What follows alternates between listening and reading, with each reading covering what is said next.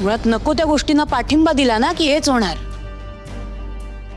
पण मी बोलले की माझं तोंड दिसतं ना. ही मुलगी अजून काय काय टेन्शन देणार ना देवाच ठाऊक. अगं मालती पण ते हाक बाई ते बघ आली मुलं. काय पार पडली का तुमची शोध मोहीम? वेळेचं काही भान आहे का नाही? ही वेळ आहे का घरी येण्याची? घरात आपले काळजी करत असतील याचं काही घेणं देणंच नाही ना तुम्हाला? मम्मा अगं सॉरी, ते घड्याळ शोधण्याच्या नादात ना एवढ्या वेळ कधी झाला कळलंच नाही. अरे पण तिथे जायची काही गरजच नव्हती ना. का गेलात तुम्ही तिथे?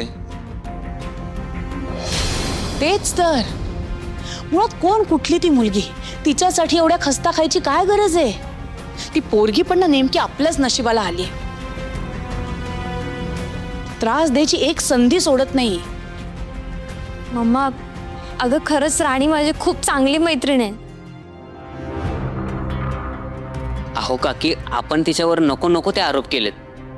त्या घड्याळामुळे किती काय काय गोष्टी घडल्यात. आणि ती राणी एकटी कुठे गेली असती ना घड्याळ शोधायला. हो का? म्हणून तुम्ही गेलात ना?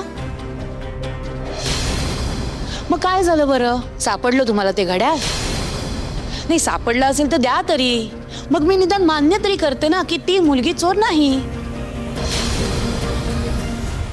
द्या. सापडलं ना तुम्हाला घड्याळ?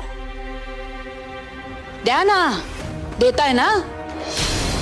नाही, ते घड्याळ आम्हाला नाही सापडलं.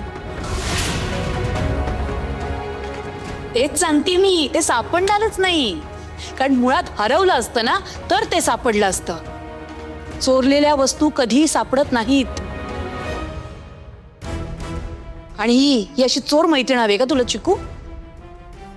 तेच तर मी पण अश्विनी त्यांना तेच समजावून सांगत होते. अशी चोर मैत्रीण हवी आहे का? पण खरं तर आई यांची काहीच चूक नाहीये.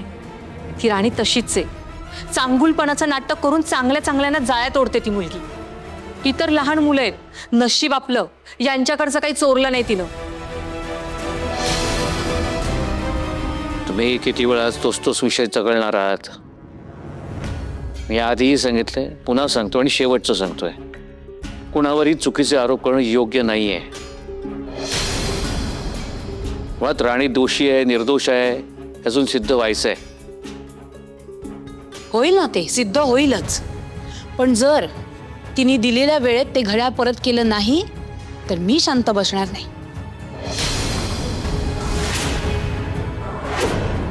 कठोरातली कठोर शिक्षा देणार आहे मी तिला. आणि जे जे आता तिची बाजू घेत आहेत ना ते स्वतःही तिला शिक्षा देतील. ती वेळच येणार नाही, आणि मला खात्री आहे